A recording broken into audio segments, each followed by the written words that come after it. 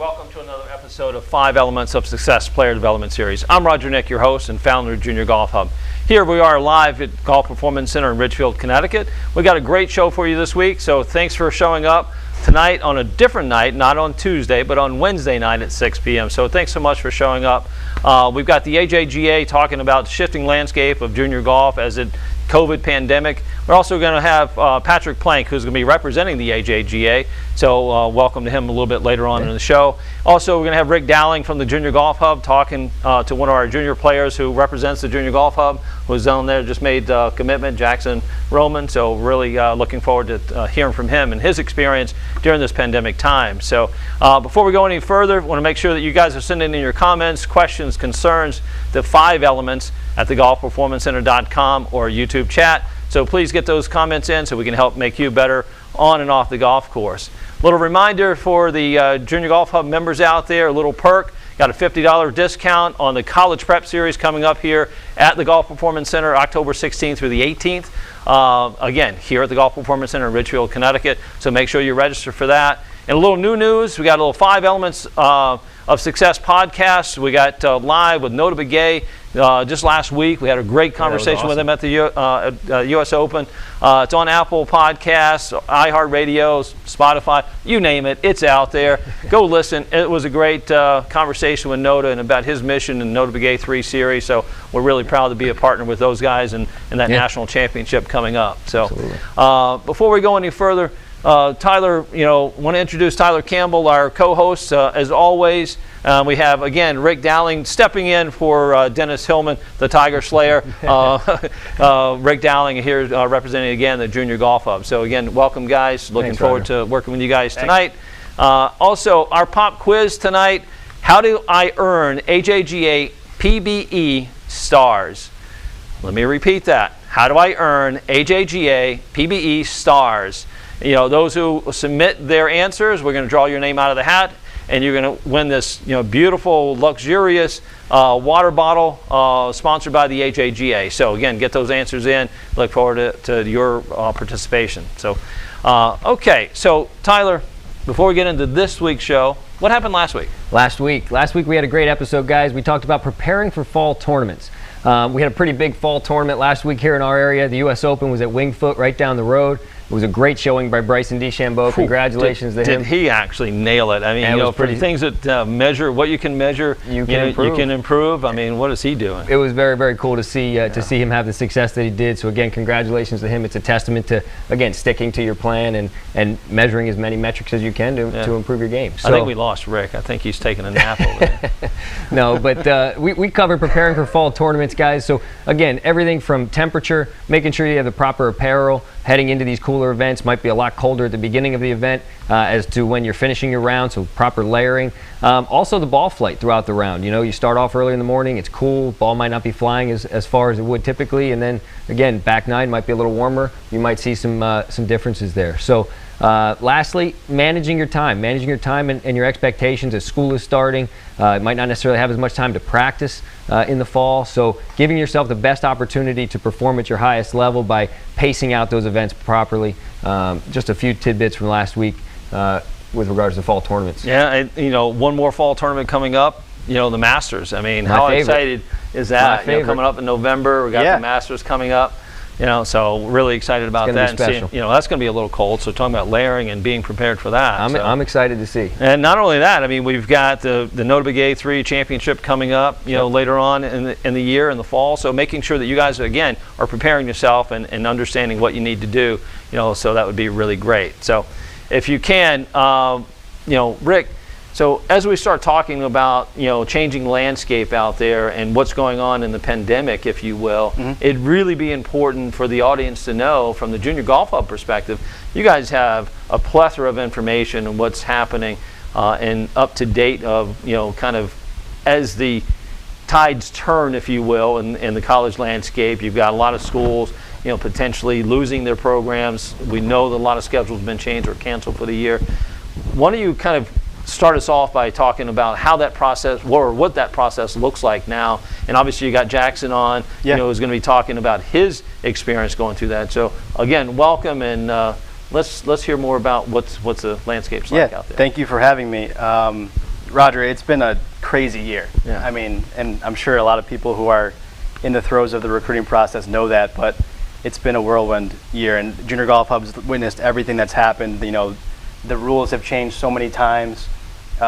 Division I coaches can't recruit normally until now, January 1st of 2021. And that's called the blackout period, right? I mean, that's, yeah, blackout, dead period. Dead period. It's a period where they can't actually go and witness or speak with the family, watch the kid play, watch the juniors play.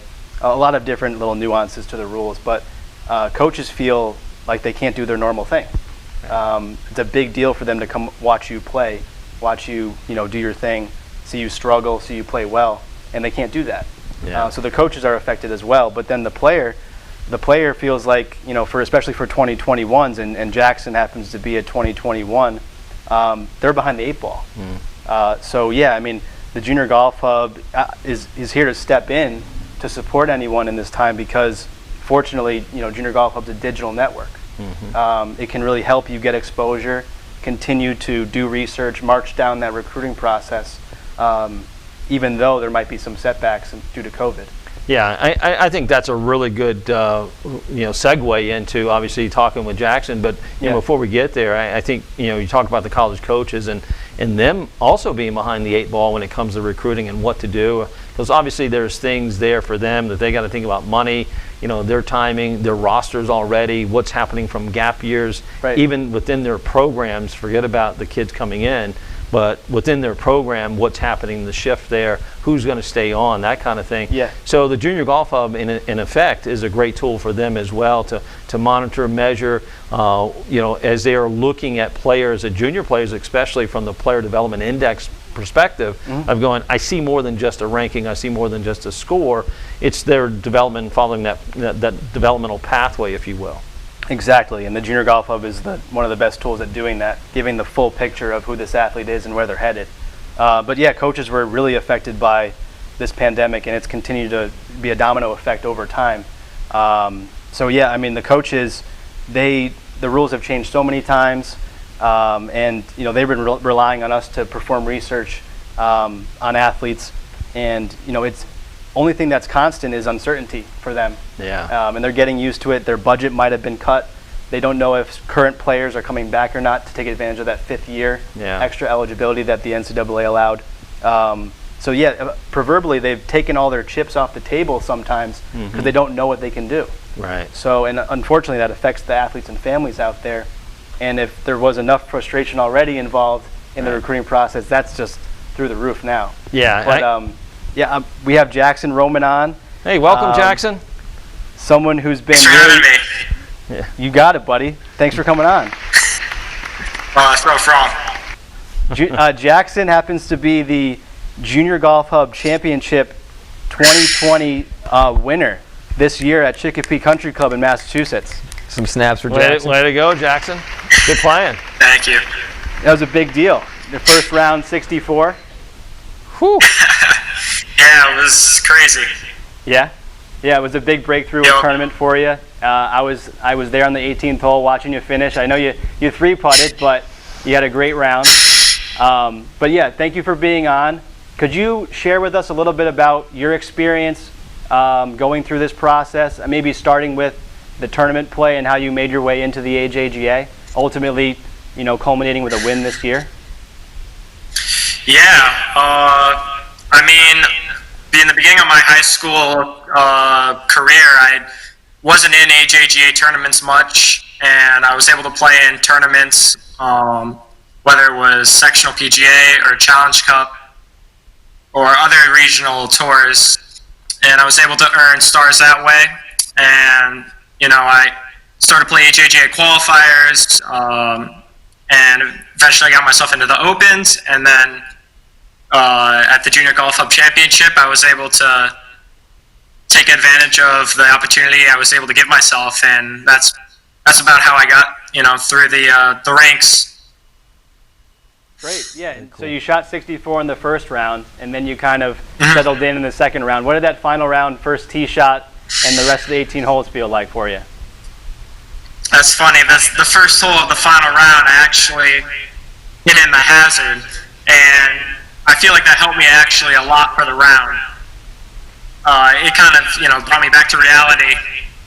And I knew that I was going to have to play a solid round in order to, get the win. That's Yeah. great. And you fought hard, came home, and got the dub. Congratulations again. So what did that Thank you. AJGA win mean for you in terms of the big picture? Obviously, it kind of was your breakthrough win in terms of college coaches' exposure and all those things that you were doing and trying to get exposure to them. What did that mean for you? It meant a whole lot because I knew going into the summer with COVID going on that the opportunities were going to be a lot tougher to get, especially with the dead period. And I know I spoke with my parents, and I knew that I had to just stay focused on my own game in order to play well because there's a lot of pressure going on this summer. Yeah, certainly. Everything was kind of jam-packed into a few months there. Yeah. So yeah, the big win really put you on the map, so to speak. And maybe and you got some. Did you get some emails right away from coaches right after that? Yeah, within the week I got a couple emails, and I started talking with a group of coaches, and I knew I couldn't forget about the golf part of it because one tournament gave me a lot of opportunities, but I knew that I had to stay focused in order to follow through in the end to have an opportunity. Yeah, certainly. So Jackson, you talk about that pressure. So what was the pressure when you talk about that? So was it the golf pressure or was it the overall pressure of recruiting? What was that pressure? Tell some of the audience out there what that really is like. Yeah, so I kind of told myself I had to separate the pressure from my golf game and leave it off the course. So when I went out to play, I was just trying to hit the shots. But after, the pressure was more on, knowing that there were less spots now at schools, whether it was D1, D2, D3. And I knew that I had to use my golf game to offset that pressure and give myself opportunities. So the pressure was mainly on finding a place to play. And in order for me to be able to find that place, which I'm excited to be able to have an opportunity from being able to control the amount of pressure I had on the course. Got it. Yeah. So playing well then took a lot of that pressure off, is what you're saying. Yeah, in a way. I mean, I knew that there were still going to be kids this summer that played well and were still going to have a lot of trouble finding somewhere to play. So I feel like this year especially there was a lot of extra pressure in terms of getting to college that you really wanted to go to. So you just kind of had to put it out of your mind on the course and just, try and promote yourself well to the coaches off of the course.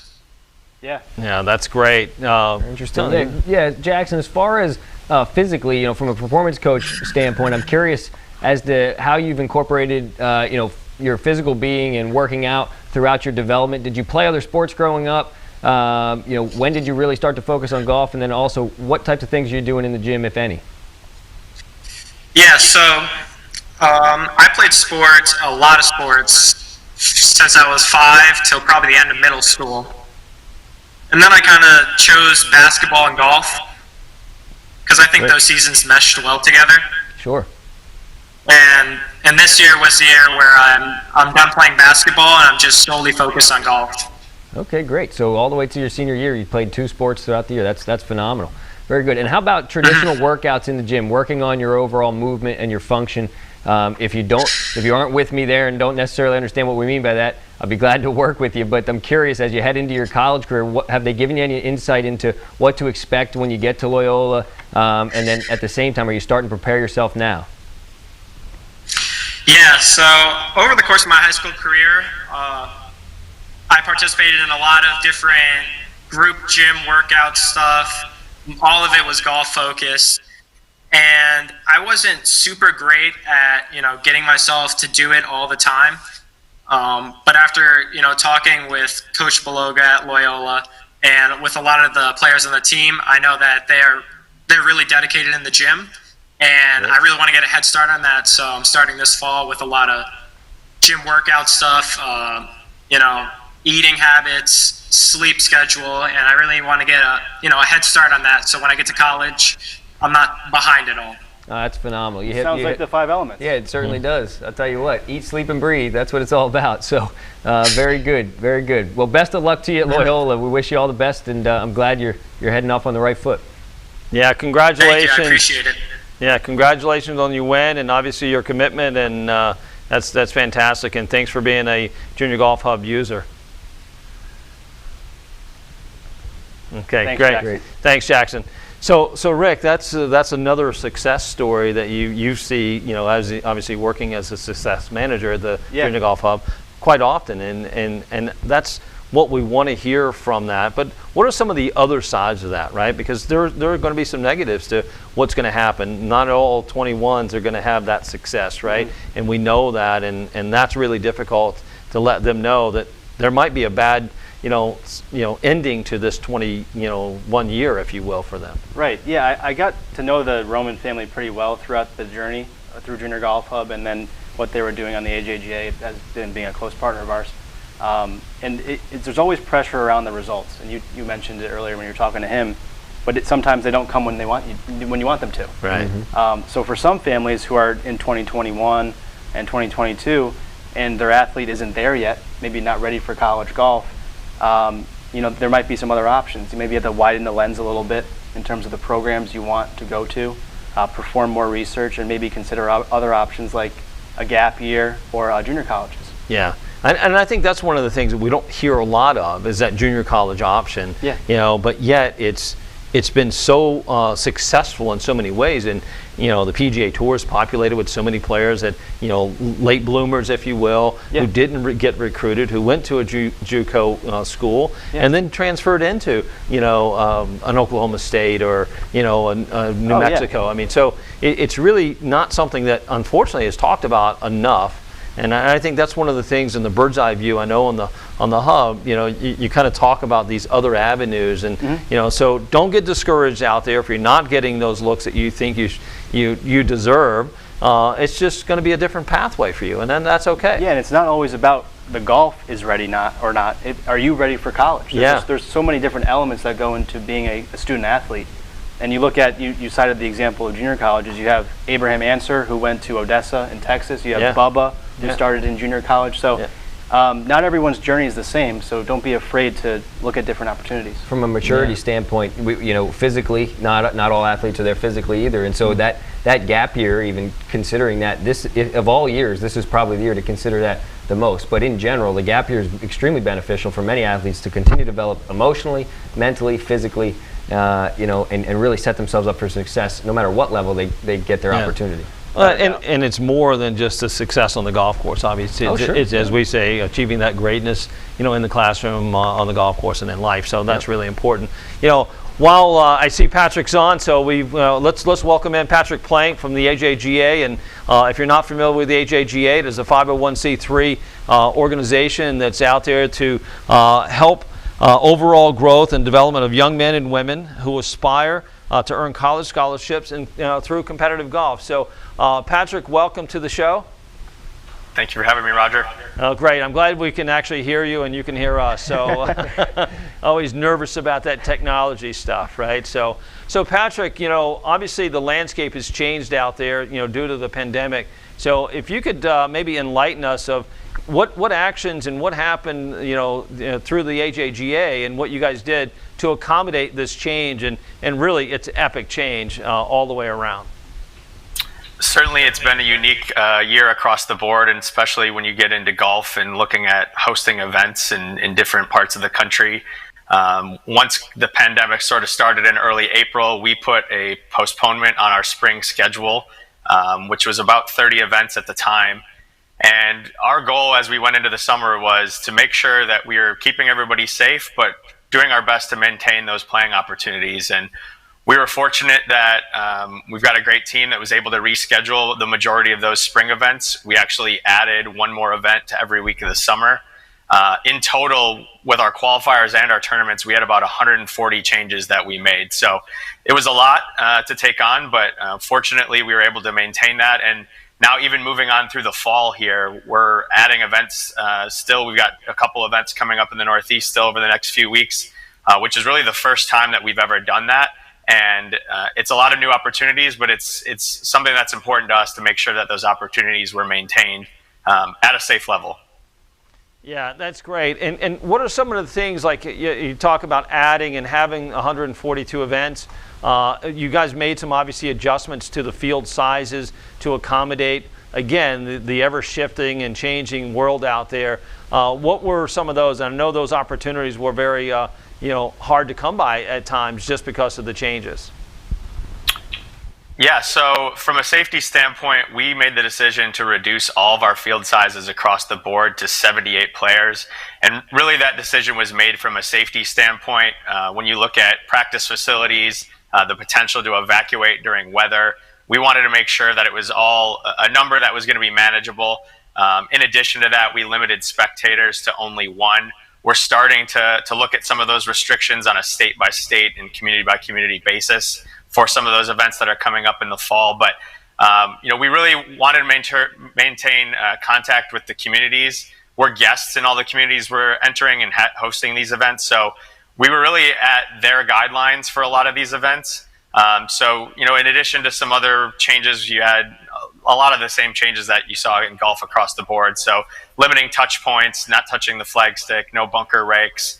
We eliminated shotgun starts, so there was no sharing of golf carts at any point. So there was a lot of changes logistically, but there was a lot that went on behind the scenes from an additional planning aspect and making sure we had government approvals and that communities were comfortable with us potentially bringing players in from other states. We had events where we had to limit the players where they were coming from. It was a very scenario by scenario situation this year. But we hope that the players appreciated all the work that went into that because, as you mentioned, those playing opportunities were limited. So our goal was to make sure we were able to maintain as many of those as possible. Yeah, I think it was outstanding, and I'll be the first to say, kudos and thank you for, the continued support of the AJGA of junior golf and that landscape out there. So, I mean, it was obviously a massive undertaking what you guys had to do behind the scenes to put this on, and hopefully all those juniors and parents out there do appreciate what took place to make that happen. So again, kudos to you guys and the organization, the AJGA organization. So thanks so much for doing that. So I have a question. Again, we hear this quite often.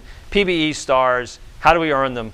Give us some background on that and why that's so important as a AJGA member. So for those who aren't familiar with the AJGA, all of our tournaments are filled on performance-based entry, and it's essentially meaning that every player that's playing in that tournament has earned their right to be there. And what we call our performance-based entry, PBE, is our star system, and you can think of it sort of as a currency to gain entry into AJGA tournaments. And there's 3 ways to earn those PBE stars. The first way is just by signing up to be an AJGA member. So when you join the AJGA, you're going to go ahead and get a performance star based on your graduation year. We've recognized the junior year as the most important year in the college recruiting process. So when you join as a junior, you're going to get 3 stars. Sophomores and seniors will get 2, and then freshmen and under will get 1. Now, you can also earn stars through any AJGA event, that whether it be a qualifier or a tournament. And any player that finishes in the top 50% of their respective division, either boys or girls, they'll at least receive 1 star at a minimum. Now, when you do gain entry into tournaments, you also have some of those stars deducted. So for an open tournament, which is open to 12 to 19-year-olds, you'll have 4 stars deducted once you gain entry. At a junior all-star level, which is 12 to 15-year-olds, you'll have 1 star deducted. And you can never fall below that membership star. So if you're a junior and you have 5 stars and you gain entry to an event, you won't fall below that 3, which is what you earned when you signed up. And then the last way to earn PBE stars is through about 1,100 events outside of the AJGA that we recognize with our status. So you heard earlier Jackson talk about some of the ways that he got started. So playing in Challenge Cup or in the Northeast, some of the Met Junior events, or if you're in other parts of the country, Florida Junior Tour, Texas Junior Tour, we recognize a lot of those events outside of the AJGA. We realize we can't bring our tournaments to every single community, but we want to make sure we're maintaining relationships with a lot of those local, state, and regional organizations, so that juniors in their community do have an opportunity to play that might not necessarily require some of that travel. So there's a lot of different ways to go ahead and start that process. I would certainly encourage anybody that's trying to find a path on where they should be playing to go ahead, take a look at the hub. There's a lot of resources there. There's a lot of resources with our AJGA player services team. If you have any questions, you can reach out to them. So we certainly want to make sure we're having those opportunities out there, but want to make sure people are aware that there is other ways to earn those stars outside of strictly playing in AJGA tournaments. Yeah, that's great. That's a great explanation of the PBE stars. So Patrick, appreciate that. One of the things that we were just talking about before you came on is kind of the reclassification of a senior or maybe a junior in high school taking a gap year. What's appropriate to take a gap year? Being out there in the field quite often, have you heard a lot of parents or anyone talking a little bit more about maybe reclassifying? Is that something that that you've seen an uptick in? Maybe you haven't, maybe you have. It's certainly something that I think a lot more families are going to be considering, but it's certainly a situation that every family needs to take, based on their situation. And what I would recommend to any family that is questioning that is reach out to the program that you're considering joining or the school that you're interested in. Ask the coach and get a sense for, how many playing spots are there going to be? What would the coach recommend? And it's certainly a unique time. Obviously, there's a lot of questions with a lot of the college programs right now. But every family is going to have to approach it from their scenario. Yeah, I know, Rick, we were just talking a little bit about that as well. It's like, what's happening there and who should take it, when should they take it, what are some of the steps to be taken? And it's a little vague because it really is no guidelines to doing it, right? Yeah. And I think you likened it to, going from amateur turning pro, right? Yeah, it's a little informal. Obviously, I think Patrick's correct. You should talk through it with the coach. But I'll play devil's advocate. If you ask the coach, hey coach, if I go to 2023, will I have a spot on your team? Like, he doesn't even know who's going to be on his team in 2023, or she doesn't even know. Right. So I think it really starts with the family's discussion. Yeah. And if you're committed to X or Y or Z opportunity, and you need more time to get to that opportunity, that's a family decision. Yeah. You shouldn't rely on the coach to tell you, hey, maybe I have a spot. A lot can change in a year. Yeah. Good and bad. So. Yeah, I think that's a really great perspective, and I think it's one of the things we talk about a lot about. Absolutely. Is it's not a means to an end, right? Mm-hmm. I think that unfortunately we get so many families and a lot of our junior golfers. I'm sure, Patrick, you see this out there, being on the road as much as you are, is that pressure that does get built up, because hey, I'm not playing as well as I like. Colleges aren't recruiting me the way I thought they should. I'm scrambling to get in and trying to get in as many AJGA events as I possibly can, and maybe sometimes to no avail, and maybe that's it's hindering or hurting their scoring or their chances of playing, because that pressure has built up so much of that means to an end mentality versus hey, if you're going to go to college, you're going to go to college anyway. Just give yourself that best chance, and maybe it does take a year, maybe it takes 2 years, who knows? But I think that is one of those perspectives. So, so if you're listening out there, again, it starts with you. What are you really, what are your real goals? What are you trying to accomplish? It shouldn't be that golf is, college golf is a means to an end for you. It's a journey that you'd like to have, and it's one of those you hope that you're going to enjoy doing. It shouldn't be arduous. It shouldn't be pressure packed. Put yourself in the right situation, get good grades, go out and work your tail off and get your game to where it's being noticed because you have a good game and you're a good person for it, and not let that stress build up to where you're acting out on the golf course and hurting your chances. So we unfortunately do see that occasionally where that pressure has just kind of overwhelmed a young player. So something I know, Patrick, you've probably unfortunately seen a little bit of that out there, and we talk about being gentlemen and ladies out there on the golf course. So I'm sure you see that too. Yeah, certainly. There can be a lot of pressure when you're playing in an AJGA tournament and you've got coaches following you, but I think there's a lot of things to take into account. And the first thing I would say is when you're considering a program, make sure you're considering a program that you could see yourself at if golf wasn't in the equation. I think a lot of times you see a lot of players that are just chasing an opportunity to get a scholarship and not necessarily considering what the situation could be once they actually get on campus. But at the same time, you do need to take advantage of those opportunities when you have them. Like Jackson mentioned, if you're not getting into those tournaments, you need to make sure you're performing in the ones that you are getting in. But certainly there's coaches that aren't strictly looking at the scores, especially when you get to the AJGA level.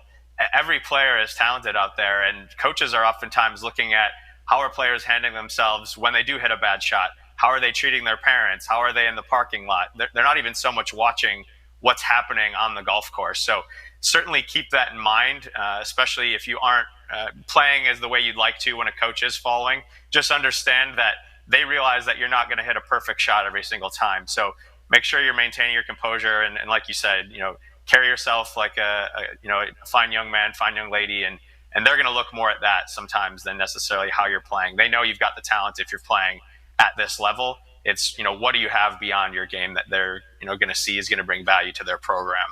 Patrick, I find that really interesting. Again, on the physical side, I'm going to ask you kind of a general question, not necessarily COVID related, but over the past few years, have you seen a trend in how the athletes are preparing for the event physically? Are they going through any kind of dynamic warm-up? Are you hearing them talk about workouts off the course? What trend are you seeing, with regards to, them treating themselves more like professionals, like Bryson DeChambeau, if you will, as he's the talk of the town recently? Give me some insight that you might be seeing on tour all over the country. Well, Tyler, in general, I think you've seen a shift in the mindset among the junior golfers to, in golf in general, of being recognized more as a total athlete. So you are seeing players in the off season doing strength training programs, doing, mobility workouts and things that you probably wouldn't have seen 5-6 years ago. And I think that's probably partially due to the influx of younger players on the PGA Tour. When you mentioned Bryson, obviously, and the way he transformed his body in the gym in the off season, but even going back to when Jordan Spieth came onto the scene, and there was a lot of recognition that he was a multi-sport athlete up and through high school, playing soccer and basketball and golf, and really being a total athlete. And I think that mindset has shifted overall. And when you see some of these collegiate programs, they're doing strength training 3 days a week. You've got to be a fit player to go out there and play, multiple days of golf and, maintain that physical stature to be competitive. And I think we're starting to see that more and more because it is becoming more competitive. And so it's the players that are willing to put in the extra work and maintain their body, and all the things that Jackson mentioned, the diet, the sleep, and you're seeing technology advance with it as well, with the popularity of fitness trackers such as the Whoop and that are tracking recovery, and you see a lot of players on tour wearing those, and just taking into account a lot of things that players of other eras probably didn't focus on very much. I couldn't agree with you more, and I would say the majority of college coaches that we talk to, their programs are incorporating some sort of physical component. I don't know that I've talked to one that isn't. So very interesting. Thanks, Patrick. Appreciate it. Patrick, thanks so much. And maybe in conclusion, with having you on the show, what are some of the things that are going forward with the AJGA, and some new things that may be incorporated coming up that we look forward to see, and maybe the audience is looking forward to see? Well, the AJGA always prides ourselves on, being creative and wanting to, be at the forefront of changing the game. And I think one thing, especially players that played during COVID this year, is, we saw a shift to a lot of digital scorecards, digital pace of play tracking. I think that's something that we could potentially see stick around after this. The AJGA is going to continue to look to evolve with the game, and we like to be at the forefront of that. So as things do start to shift, expect to see us trying out some of those new things. And, certainly we look forward to maintaining those playing opportunities, adding events when we have that chance. And we certainly appreciate the relationship that we have with the Golf Performance Center and Junior Golf Hub. And I think, we touched on a little earlier, the shift of college recruiting is certainly going to become much more digital, not only this year, but I think moving forward. So certainly important for players, if they don't already have one of those digital profiles, make sure you're having an online presence of some sort, even if it's just through your own personal social channels. And the AJGA is going to continue to support that in whatever way it makes sense. working with our partners and maintaining those relationships. And we're excited about the Golf Performance Center Junior Open that's coming up here in a few weeks, and look forward to connecting with your staff here again in 2 weeks at that event. You got it. Well, thanks so much. And again, we do appreciate our partnership with you guys as well, and the synergies we have with the technology, the Junior Golf Hub, and taking that digital scorecard and putting it in our Junior Golf Hub, profile. So I know that's one of the, the things that we're actually looking to do, and hopefully we can make that happen with you guys as well. So again, Patrick, thanks so much for your time this evening, and always a pleasure to see you, even if it's virtually. So we look forward to seeing you in a couple weeks. Thank you so much. I appreciate you guys having me on. Awesome. Thanks so much, Patrick. Again, I mean, that's something that is happening out there, is where that digital platform is going, and where we're going with the Junior Golf Hub, and obviously making the the coach's job a little bit easier, to find that player out there. And so talk to us a little bit about that filter mechanism that you have for college coaches to find kids out there, because again, there's probably kids out there that people don't know about. Yeah, so to Patrick's point, the lens has shifted for coaches. They now think about the total athlete, not just the golfer and the golf scores. And on the Hub, we provide the coach with some powerful filters that allow them to filter by, of course, grad year, location in the country, scoring average, GPA or SAT or standardized test scores, but then also some player development metrics that will give superior athletes an opportunity to really rise to the top. And the coaches will be able to find them and track them over time. So it's not just the digital power that the Hub has, it's also the big picture power that the Hub provides athletes to let them market themselves to coaches, and coaches find that information. Yeah, I think that just goes right into kind of what we're doing right now, our PDI, or Player Development Index, and all the assessments. And again, I ask you guys out there, make sure that you're doing your self-assessments as often as you possibly can to see how you're improving, and find that and seek that coach-guided assessment opportunity that's going to be out there for you, or reach out to us at the Junior Golf Hub or the Golf Performance Center and let us help you, find out what we can do for you and help your future chances, if you will. And the College Prep Series. And College Prep Series, again, we're going to plug that a little bit later, but again, that's a good reminder. I would say for anybody who's wondering why the self-assessment, why the coach-guided assessment has the physical component, essentially it comes down to, giving that total picture to the college coach. So, we're trying to get ahead of it here on our side and help you guys, create that for yourselves. I think our team is trying to tell us something there with that clock up there. So the music, they put the music on. They put the music on. The curtain's going down. I think it's something they're trying to tell us something. We just really enjoy being up here. Yeah, we do. Andrew, since we have the timer on us and countdown, we got some questions. Yes, we do have a couple questions today.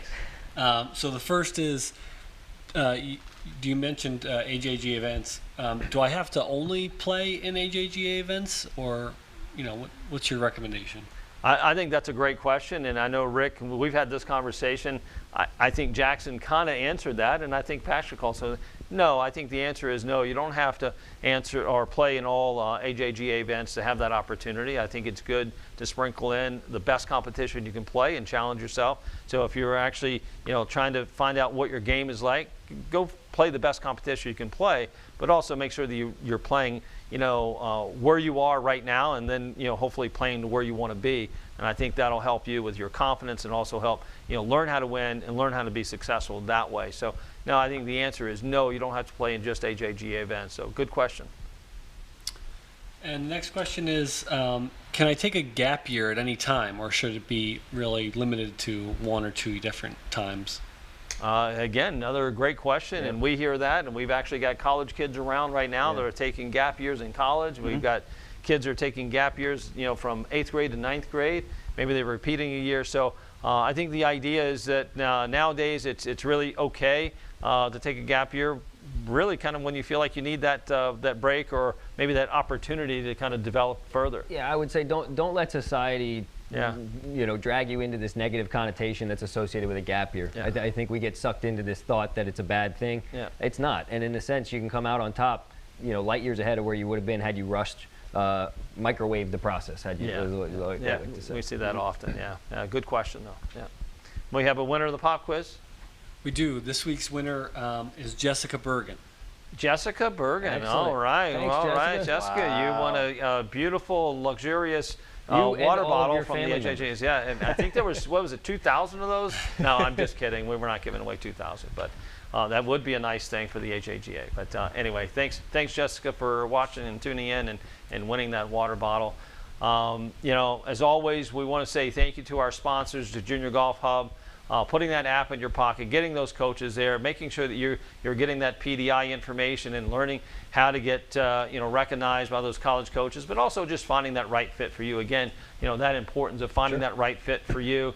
It's out there. Also, Ethan Allen Preparatory, achieving your greatness in the classroom, on the golf course, and in life. Making sure that your education and your academic life is tailored to you and that fits you best. And again, that's going to help you perpetuate your journey going forward. So again, thank you to those sponsors out there. Next week's show, we're going to be talking about Player Development Index and assessment. Obviously, that's that time of year for us. Going into the fall, yes, we have some events still going on, but it's really important to kind of think a little bit forward. What do I need to do for this winter time? We need and to get our development baselines. Get those baselines. You've had a good chance of playing in the summertime. Kind of, Rick, like your game is always on, but I know that it's also important for you to kind of take that downtime, but also work on those things that you recognize during the season. So. For you out there, just make sure you're doing that. Again, College Prep Series coming up October 16th through the 18th here at the Golf Performance Center. Let's make sure that you're actually signing up for that. And those hub members, again, that $50 perk. I didn't say discount, I said perk. Make sure you guys are signing up. Make sure, let's see you here at the Golf Performance Center in October. As always, get after it. Enjoy your journey.